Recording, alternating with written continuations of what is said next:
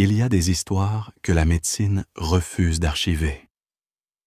Des histoires qui n'ont pas leur place dans les manuels universitaires, parce qu'elles défient la logique froide du laboratoire. Elles restent dans les marges, murmurées entre ceux qui les ont vécues et ceux qui osent encore écouter. Celle que tu vas entendre aujourd'hui commence comme toutes les grandes histoires de transformation, avec une sentence de mort. Pékin, 1949. Une femme nommée Guolin reçoit le diagnostic que personne ne veut jamais entendre. Un cancer. Pas un grain de sable isolé, mais une invasion. Une armée silencieuse qui a déjà pris possession de son utérus. Les médecins opèrent. 1 fois, 2 fois, 6 fois en tout. Ils retirent ce qu'ils peuvent retirer. Ils font ce que la médecine de l'époque sait faire, couper, enlever, effacer. Et pourtant, 10 ans plus tard, le cancer revient, cette fois dans la vessie. Les médecins, avec cette honnêteté brutale de ceux qui n'ont plus d'outils, lui donnent 6 mois. « Rentrez chez vous », lui disent-ils. « Réglez vos affaires. Attendez la fin. Imagine ce moment précis. Imagine sortir de cet hôpital, descendre les marches, sentir l'air de Pékin sur ton visage et savoir que ce corps qui marche, ce corps qui respire encore est condamné. » La plupart des gens se seraient effondrés sur ce dernier escalier. Guolin, elle, se souvient. Elle se souvient de son grand-père, un vieux maître taoïste qui lui avait enseigné des jeux de souffle dans son enfance. Des jeux qu'elle avait oubliés, qu'elle avait rangés dans le tiroir des superstitions dépassées, comme on range les peurs d'enfant quand on devient adulte et que la raison prend le pouvoir. Mais quand la mort te fixe droit dans les yeux, quand la science moderne t'a dit qu'elle ne pouvait plus rien faire, les anciennes superstitions commencent à ressembler à la seule vérité qui reste. Elles commencent à marcher, mais pas de la façon dont tu marches toi, pas comme quelqu'un qui va travailler ou faire ses courses. Elles marchent avec un rythme étrange, une respiration en 2 temps, un balancement des bras calculé, une rotation de la tête qui suit chaque pas. Les gens dans les parcs de Pékin la regardent comme si elle avait perdu la raison. Et d'une certaine manière, oui, elle l'a perdue. Elle a perdu la raison de la peur, pour trouver la logique de la vie. 6 mois passent. Guolin ne meurt pas. 1 an, 2 ans, 5 ans. Ses tumeurs régressent, se réduisent, disparaissent. Elle meurt en 1984, et 35 ans après son verdict de mort, entourée des milliers de personnes à qui elle a transmis cette marche étrange dans les parcs de toute la Chine. Ce qu'elle avait redécouvert ne lui appartenait pas. C'était une technique ancestrale, connue des moines Shaolin et des ermites des montagnes Wudang depuis des siècles. Une technique que ses maîtres n'utilisaient pas seulement pour guérir, mais pour quelque chose de plus ambitieux, prévenir. Pour nettoyer la rivière interne avant qu'elle ne se transforme en marécage. Pour maintenir vivante cette circulation que nous appelons aujourd'hui, en termes médicaux, perfusion tissulaire, et que les anciens appelaient simplement le souffle du vent. Aujourd'hui, tu vas apprendre exactement ce qu'elle a fait. Ce n'est pas un conte de fées, et c'est de la physiologie appliquée d'une façon que l'Occident commence à peine à comprendre. Mais avant que je te montre comment poser le premier pas, tu dois comprendre contre quoi tu te bats réellement. Parce que ton ennemi n'est pas un virus. Ce n'est pas une bactérie. Ce n'est même pas le temps qui passe. Ton ennemi, c'est le stagnement. Pense à l'eau. Une rivière qui court vite, qui saute sur les rochers, qui s'aère et tourbillonne, c'est de l'eau vivante. Elle est claire, elle est oxygénée, tu peux la boire. Maintenant, pense à une flaque. Une simple flaque d'eau de pluie piégée dans un creux de trottoir. En 2 jours, elle verdit, En une semaine, elle sent mauvais. En un mois, c'est du poison. Ton corps est fait à 70% d'eau. Si cette eau ne se déplace pas, si elle ne s'agite pas, si elle n'est pas violemment oxygénée de temps en temps, elle se dégrade. Elle stagne. Et dans ce stagnement, quelque chose commence à mourir doucement, très doucement, sans que tu le remarques. Nous vivons dans l'ère de l'eau stagnante. Nous sommes assis pour manger, assis pour travailler, assis pour nous reposer, assis pour nous divertir. Et quand nous bougeons, nous respirons avec une superficialité alarmante. À peine de quoi ne pas perdre conscience. Tes poumons ont une capacité totale d'environ 5 litres. La plupart d'entre nous n'utilisent, à chaque respiration, qu'à peine un demi-litre. Nous vivons dans une hypoxie chronique. Une asphyxie lente, silencieuse, invisible. Et dans cet environnement appauvri en oxygène, dans cette pénombre cellulaire permanente, la maladie installe ses quartiers généraux. Otto Warburg, au prix Nobel de médecine en 1931, a démontré quelque chose de fondamental sur le métabolisme des cellules cancéreuses. Il a observé que ces cellules préfèrent une voie énergétique particulière, la fermentation du glucose, même en présence d'oxygène. Ce qu'on appelle aujourd'hui l'effet Warburg. Un mécanisme qui prospère dans des environnements acides et mal oxygénés, là où les cellules saines peinent à fonctionner normalement. Ce que les moines Shaolin avaient compris des millénaires avant lui, sans microscope ni prix Nobel, c'est que la meilleure façon de maintenir un terrain hostile à la maladie n'est pas d'ingérer des substances extérieures, mais de générer en soi-même, par le mouvement et le souffle, un environnement où rien de pathologique ne peut s'installer durablement. Ils avaient découvert que si tu marches avec un rythme respiratoire précis, une hyperoxygénation contrôlée et soutenue, tu transformes ta circulation en un torrent alcalin, lumineux, hostile à tout ce qui prolifère dans l'ombre. C'est comme ouvrir toutes les fenêtres d'une maison fermée depuis des années. La poussière sort, l'humidité s'évapore, la lumière entre, et ce qui vivait dans les coins sombres n'a plus nulle part où se cacher. La technique que Guolin a redécouverte et enseignée s'appelle le Qigong de la marche, ou Guolin Qigong. Et au cœur de ce système, il y a une respiration, une mécanique respiratoire que les anciens décrivaient comme le souffle du vent qui nettoie la vallée. 2 courtes inspirations par le nez. Une expiration plus longue, également par le nez. Inhale, inhale, expire. C'est le rythme fondamental, et simple comme une vague qui frappe le rivage 2 fois avant de se retirer. Mais ne te laisse pas tromper par cette simplicité apparente. La complexité est le refuge de l'ego. La vérité, elle, est toujours simple. Pour comprendre pourquoi ce rythme fonctionne, tu dois penser à tes poumons, non pas comme un seul grand sac, mais comme une architecture à plusieurs étages. La plupart du temps, tu n'utilises que le rez-de-chaussée. La première inhalation que tu prends remplit les zones supérieures et centrales.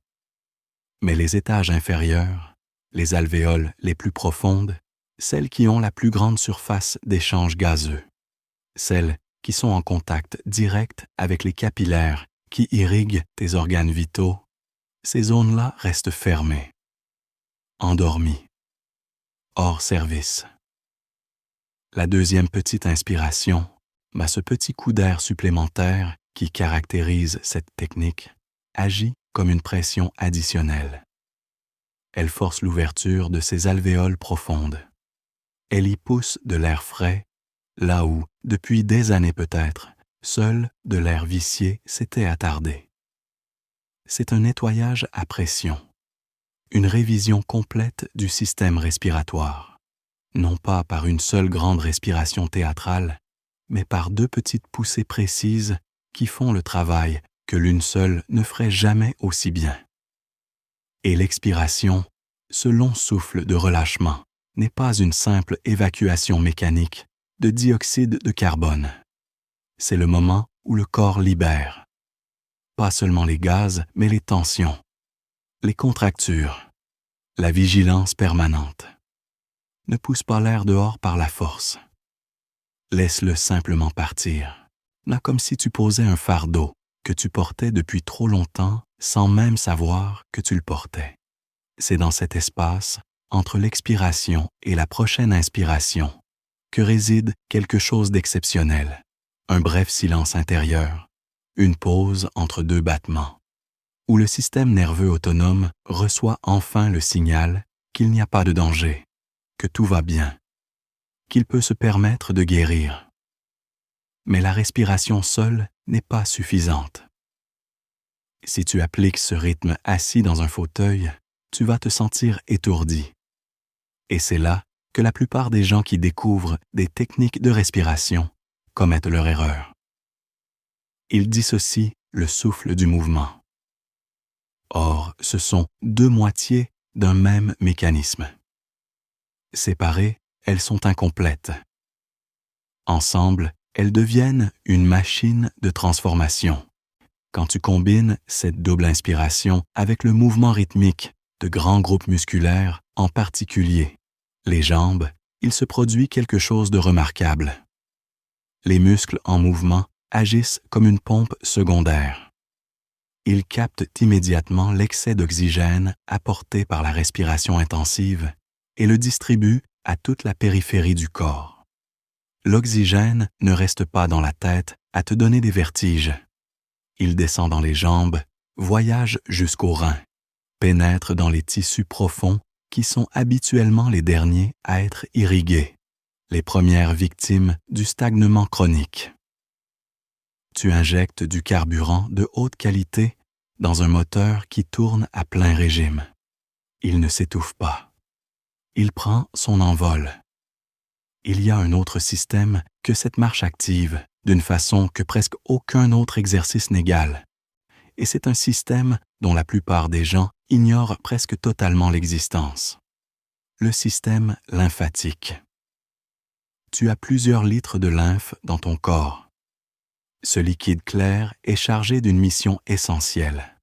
Ramasser les déchets cellulaires, neutraliser les pathogènes, transporter les résidus de tes batailles immunitaires vers les organes d'élimination.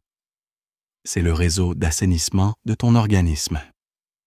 Mais contrairement au sang, qui dispose d'un moteur, le cœur, la lymphe, n'a pas de pompe propre. Elle circule uniquement grâce au mouvement musculaire et à la pression de la respiration. Si tu ne bouges pas, la lymphe stagne. Les déchets s'accumulent. Et cette accumulation silencieuse finit par devenir visible. Fatigue inexpliquée, gonflement, infection à répétition, et à douleur diffuse que les médecins classent sous l'étiquette floue du stress ou de la sénescence. Le balancement des bras dans le qigong de la marche n'est pas un ornement. Il n'est pas là pour faire joli ou pour équilibrer le corps comme dans la marche ordinaire. Il a une fonction anatomique précise. Sous chacune de tes aisselles se trouve l'un des plus grands réseaux de ganglions lymphatiques de tout ton corps. C'est la centrale de traitement des déchets de ton thorax, de tes bras, d'une partie de ton abdomen. Quand tes bras se balancent selon un arc spécifique, ni trop haut, ni trop bas, juste jusqu'à la hauteur du cœur vers l'avant, et librement relâchés vers l'arrière, tu crées un effet de compression et de décompression rythmique sur ces ganglions. Tu les masses. Tu les stimules à chaque pas. Comprime, relâche, comprime, relâche. C'est une traite mécanique du système lymphatique. Et c'est pour cette raison que cette technique est particulièrement connue pour accompagner la guérison de maladies graves. Elle active le système de nettoyage que le corps possède déjà. Mais que notre mode de vie sédentaire a rendu presque inopérant. C'est aussi pour cette raison que beaucoup de personnes qui commencent à pratiquer régulièrement sentent un goût métallique dans la bouche ou transpirent avec une odeur inhabituelle les premières semaines. Ce n'est pas un signe que quelque chose va mal. C'est exactement le contraire. C'est le bâtiment vieux qui commence à être démoli pour que le nouveau puisse s'ériger. C'est la lympha chargée de déchets accumulés qui trouve enfin une sortie. C'est ton corps qui fait le ménage qu'il n'avait pas pu faire depuis trop longtemps. Maintenant, avant d'aller plus loin, il y a quelque chose de fondamental que je dois te dire. Quelque chose que l'industrie du fitness a soigneusement évité de mettre en avant parce que ça contredirait tout son modèle économique. La plupart des formes d'exercice que l'Occident a normalisées sont basées sur un principe de destruction. Tu dépenses, tu brises, tu épuises, et tu appelles ça un bon entraînement. Le muscle endolori est le trophée. La fatigue est la preuve que ça a fonctionné. Et dans cette logique, si tu ne souffres pas, tu n'as pas vraiment travaillé. L'approche Shaolin est rigoureusement à l'opposé. Tu ne marches pas pour dépenser ton énergie vitale. Tu marches pour en générer. C'est la différence entre une batterie qui se décharge et une dynamo qui se recharge par le mouvement. Le premier indicateur que tu pratiques correctement ce type de marche n'est pas l'essoufflement, pas la sueur abondante, pas les jambes lourdes. C'est le fourmillement dans les mains. C'est la chaleur interne dans le ventre. C'est une clarté soudaine derrière les yeux. C'est cette légèreté paradoxale qui vient après avoir bougé, comme si le corps était plus allégé qu'avant de commencer. Si tu termines cette pratique épuisée, tu l'as faite dans le mauvais état d'esprit. Nous avons été éduqués dans la culture de la guerre contre la maladie, combattre le cancer, vaincre la douleur, lutter contre le vieillissement. Notre langage médical est saturé de métaphores militaires. Mais la nature ne fonctionne pas ainsi. L'eau ne se bat pas contre le rocher. Elle l'entoure, le caresse, et avec le temps, elle le transforme. Le vent ne combat pas la montagne. Il la parcourt et la sculpte. Cette technique t'invite à cesser d'être en guerre contre ton propre corps, à renoncer à la rigidité de l'effort forcé pour adopter ce que les maîtres appellent la fermeté douce.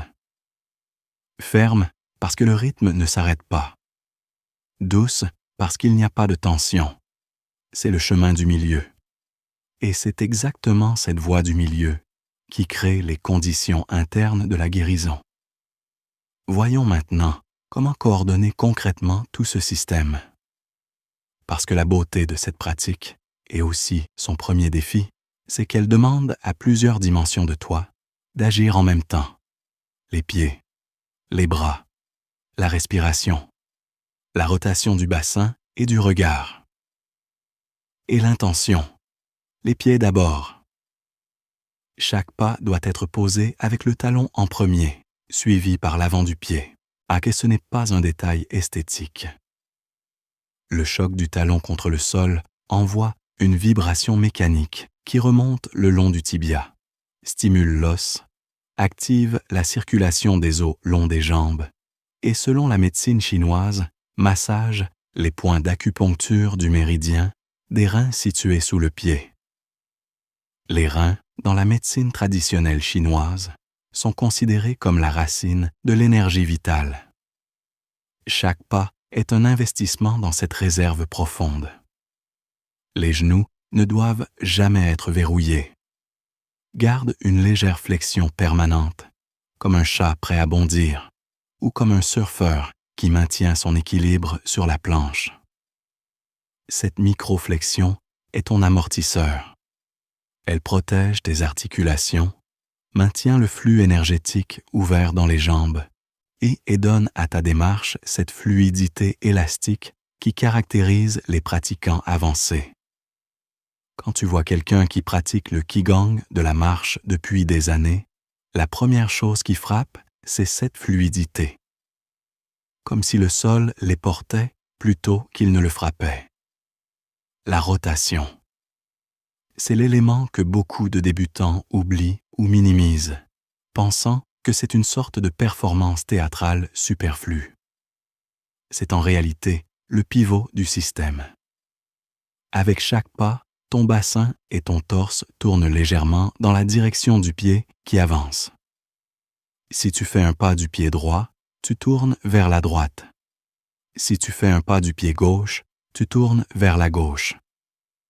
Cette rotation engendre plusieurs effets simultanés. Elle masse les organes abdominaux, intestin, foie, rate, estomac, et elle stimule les muscles paravertébraux et libère les tensions accumulées dans la colonne. Elle ouvre alternativement les deux côtés de la cage thoracique, augmentant la capacité respiratoire effective.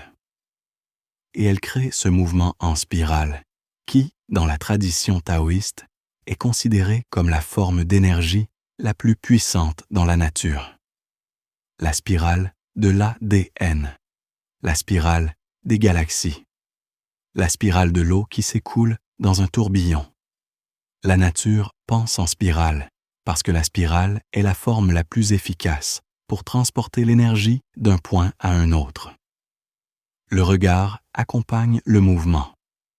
Quand tu tournes à droite, tes yeux vont chercher quelque chose à droite, comme si tu explorais l'horizon. Cette mobilisation du regard n'est pas anodine. Elle active le nerf vague via la rétine et les muscles oculomoteurs. Il stimule l'épiphyse et maintient le cerveau dans un état d'éveil attentif, sans pour autant l'activer dans le mode alerte du stress. C'est une vigilance détendue, un éveil sans peur.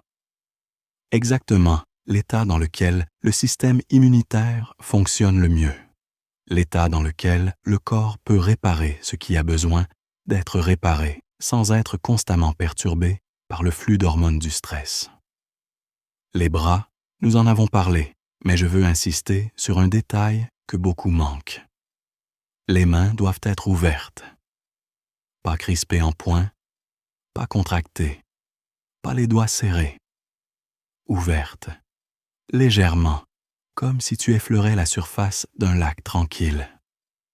Et il y a une légère intention dans les doigts.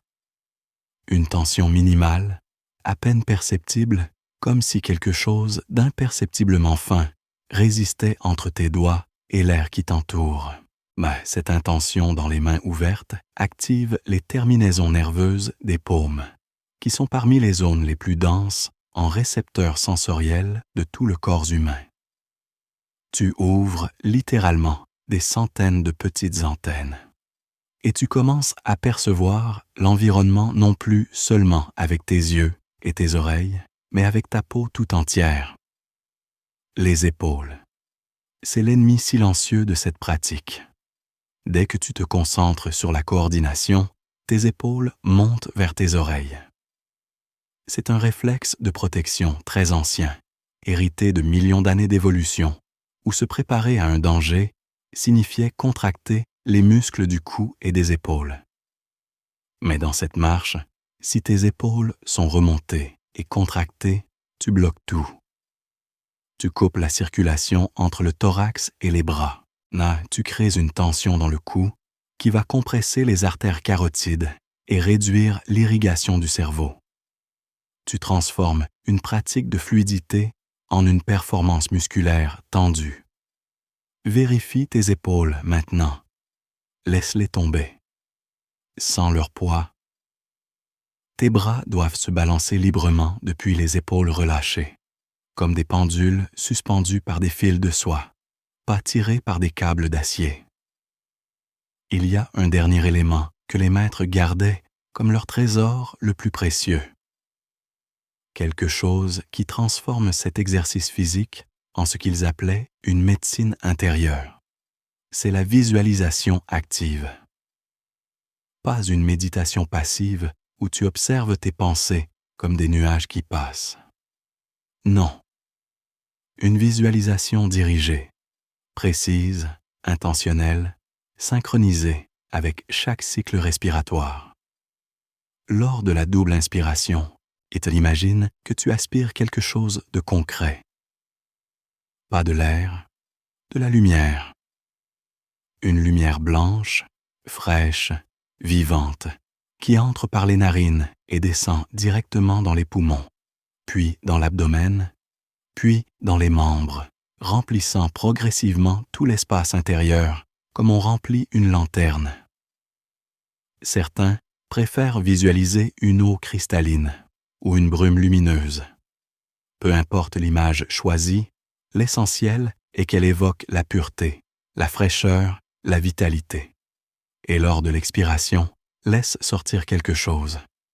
Une fumée grise, une vapeur sombre, ce que tu veux dissoudre, la douleur que tu portes depuis des mois dans le bas du dos, la fatigue chronique qui t'empêche de te lever le matin avec entrain, l'anxiété diffuse qui colore tes journées d'une teinte terne. La maladie, si tu en as une, nomme-la mentalement et laisse-la partir avec l'air expiré, par la plante des pieds dans la terre, par les narines dans l'espace. Des études en neurosciences ont montré que la visualisation active, synchronisée avec la respiration et le mouvement, crée des changements mesurables dans la réponse du système nerveux autonome. Elle réduit les niveaux de cortisol. Elle augmente la cohérence du rythme cardiaque. Elle module positivement la réponse inflammatoire. La pensée n'est pas séparée du corps. Elle est une force physiologique à part entière.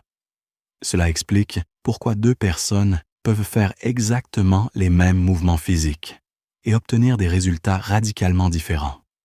L'une marche avec l'intention d'un robot exécutant un programme. L'autre marche avec la conscience d'un jardinier qui arrose ses propres racines. Le geste est identique. L'effet intérieur ne l'est pas. Et c'est là que se révèle la troisième force dont j'ai parlé au début. La terre, c'est le pas. Le ciel, c'est le souffle. L'humain, c'est l'intention. Quand ces trois dimensions sont alignées, quand tes pieds frappent le sol avec rythme, que tes poumons accueillent et relâchent l'air avec précision, et que ta conscience accompagne chaque mouvement avec présence, il se produit ce que les neuroscientifiques appellent la cohérence biologique. Ton système nerveux cesse de recevoir des signaux contradictoires. Ton cerveau et ton cœur synchronisent leur rythme. Ton corps cesse d'être un champ de bataille de signaux en désaccord et devient une symphonie. Les études scientifiques menées sur le Qigong de la marche de Guolin sont maintenant suffisamment nombreuses pour être prises au sérieux. Une étude publiée dans des archives médicales de recherche sur l'oncologie a révélé que les participants pratiquant régulièrement cette technique présentaient un taux de récidive cancéreuse de 10% contre 30% dans le groupe contrôle n'ayant pas pratiqué. Des recherches sur la cytologie et la réponse immunitaire ont montré des modifications significatives dans la production de cytokines chez les pratiquants, suggérant une modulation positive du système immunitaire. Des revues systématiques portant sur des centaines de patients atteints de cancer et pratiquant diverses formes de Qigong rapportent des améliorations significatives de la qualité de vie, de la fatigue, du fonctionnement physique et, dans certains cas, des marqueurs inflammatoires. Ce n'est pas de la magie, c'est de la biophysique, c'est de la neuroendocrinologie, mais c'est ce qui arrive quand tu donnes à ton corps les conditions exactes dont il a besoin pour faire ce qu'il a toujours su faire, se réparer lui-même. Maintenant, je veux que tu te lèves, non pas pour regarder, mais pour ressentir. Si tu es dans un espace où tu peux marcher, même 2 ou 3 pas dans un couloir, lève-toi. Si tu n'as pas d'espace, tu peux commencer par simplement rester debout et pratiquer la respiration. Commence par vider, expire complètement par la bouche, avec un long soupir. laisse sortir tout l'air résiduel. Laisse sortir les tensions de la journée. Vide complètement le sac avant de le remplir de quelque chose de propre. Ferme la bouche. Dorénavant, tout se passe par le nez. Maintenant, la double inspiration. 2 petits reniflements rapides par le nez. Pas de grande respiration profonde. 2 petites, mais courtes, précises. Inhale, inhale. Puis une expiration lente, douce, complète. Expire, répète. Inhale, inhale. Expire. Laisse le rythme s'installer. Ne le force pas. Trouve-le, comme on trouve le rythme d'une chanson qu'on entend pour la première fois. Au bout de quelques cycles, ton corps reconnaît ce rythme. Il l'a toujours connu. C'est lui qui l'a oublié, pas toi. Si tu marches, commence maintenant à connecter un pas à chaque élément. Pas droit, première inspiration. Pas gauche, deuxième inspiration. Pas droit, expiration. 1, 2, 3. Inhale, inhale, expire. Laisse tes bras se balancer naturellement d'abord, puis commence à les guider, doucement, vers cet arc spécifique que je t'ai décrit. Devant jusqu'à la hauteur du cœur, en arrière par la gravité.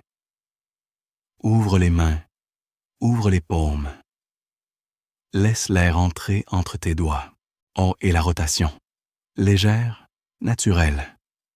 Comme si ton regard voulait explorer chaque côté de la pièce, du parc, du couloir, alternativement à chaque pas. Gauche, droite, gauche, droite. Ton regard balaie. Tes épaules s'ouvrent. Ta cage thoracique se déploie. Au début, tu te sentiras maladroit. Ce n'est pas grave. La maladresse est le visa d'entrée dans tout nouveau territoire. Elle n'est pas le signe que tu échoues. Elle est la preuve que tu es en train d'apprendre quelque chose que ton corps ne connaissait plus. Ton cerveau est en train de créer de nouvelles connexions neuronales, de nouveaux automatismes, un nouveau programme d'exploitation pour la machine la plus sophistiquée que l'univers ait jamais construite. Si tu perds le fil, si la coordination se défait, si tu oublies les bras ou la respiration ou la rotation, ne t'arrête pas brusquement. Reviens à l'expiration. C'est ton ancre. C'est le battement grave de tambour autour duquel tout s'organise. Trouve l'expiration et reconstruis à partir d'elle. Pied, puis respiration, puis bras, pas à pas. Continue. Maintiens le rythme. 5 minutes au début, puis 10, puis 20. L'idéal pour un entretien quotidien de la vitalité, pour cette qualité d'énergie qui transforme une journée ordinaire en une journée habitée, est de 15 à 20 minutes chaque matin, avant de manger, quand l'air est encore frais et chargé d'ions négatifs. Avant que le monde te remplisse de ses bruits, de ses urgences, de ses demandes. Ce temps-là t'appartient. C'est l'investissement dans le seul actif que tu ne pourras jamais racheter si tu le perds. Pour ceux qui font face à un défi de santé sérieux, et pour ceux dont le corps porte quelque chose de lourd, une maladie chronique, une fatigue profonde, une récupération longue après un traitement médical, les maîtres de cette tradition recommandent une pratique plus longue. 40 minutes continues. C'est la durée qu'il faut pour que le sang complète plusieurs cycles complets d'oxygénation profonde. Pour que la lymphe, qui stagnait depuis des semaines ou des mois, commence véritablement à se déplacer. Pour que le système nerveux autonome bascule durablement du mode survie au mode récupération. 40 minutes qui ne remplacent pas un traitement médical, mais qui créent les conditions biologiques optimales pour que tout traitement soit plus efficace. Il y a quelque chose de profondément contre-culturel dans tout ça. Nous vivons dans une époque d'instantanéité. Nous voulons des résultats maintenant. Des solutions rapides. Des pilules qui effacent les symptômes sans demander d'effort. Et quand quelqu'un nous dit que la santé se construit pas à pas, souffle après souffle, jour après jour, une partie de nous se rebelle. Ce n'est pas assez spectaculaire. Ça ne peut pas être si simple. Mais c'est exactement ce que Guolin a compris dans ce parc de Pékin. En 1959, condamnée par la médecine officielle. Elle n'avait pas accès aux ressources que nous avons. Pas de compléments alimentaires de haute technologie. Pas de thérapie innovante. Pas d'appareil de mesure biométrique. Elle avait ses pieds. Elle avait ses poumons. Elle avait le sol sous ses semelles et l'air autour d'elle. Et avec ses seuls outils, elle a accompli ce que ses chirurgiens considéraient comme impossible. Les parcs de Chine sont encore aujourd'hui peuplés, chaque matin à l'aube, de centaines de milliers de personnes qui pratiquent le Qigong de la marche.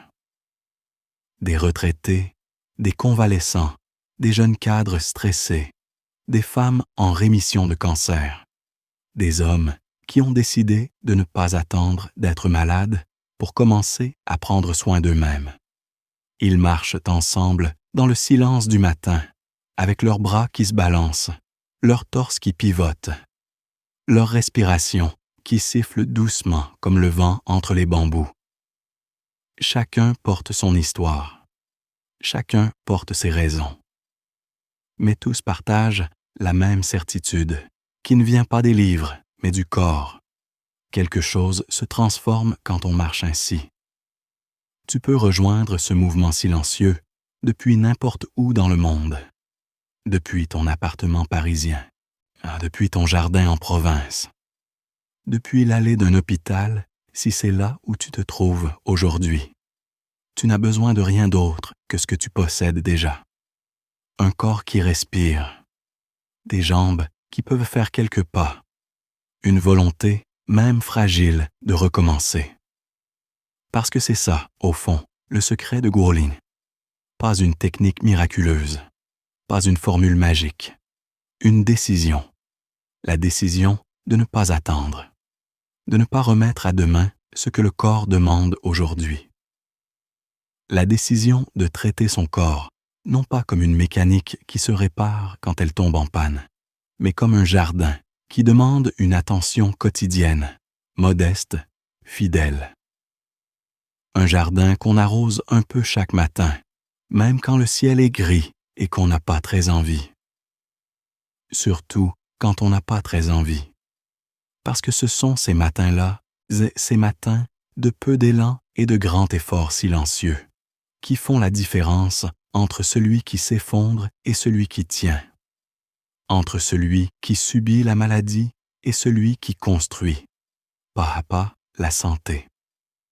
Les premiers jours, tu ne ressentiras peut-être rien de spectaculaire. Un léger fourmillement dans les mains, une légère clarté après la pratique, une fatigue un peu moins lourde en fin de journée. Ne sous-estime pas ces petits signaux. Ce sont les premières pierres d'un édifice.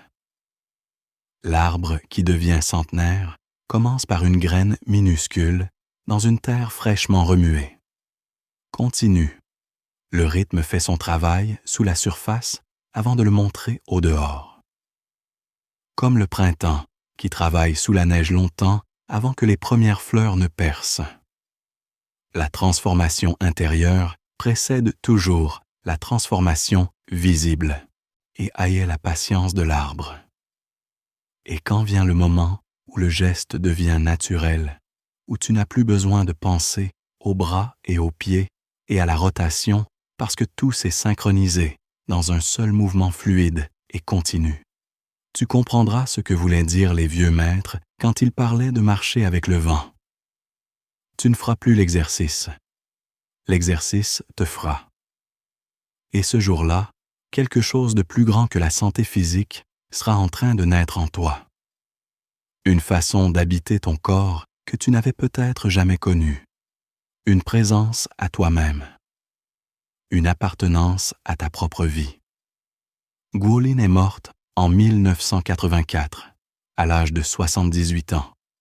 Elle avait survécu 35 ans à sa condamnation. Elle avait enseigné sa marche à des dizaines de milliers de personnes à travers toute la Chine.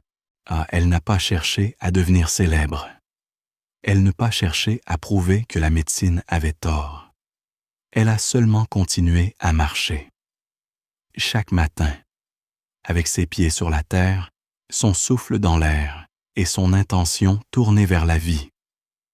C'est tout ce qu'on te demande.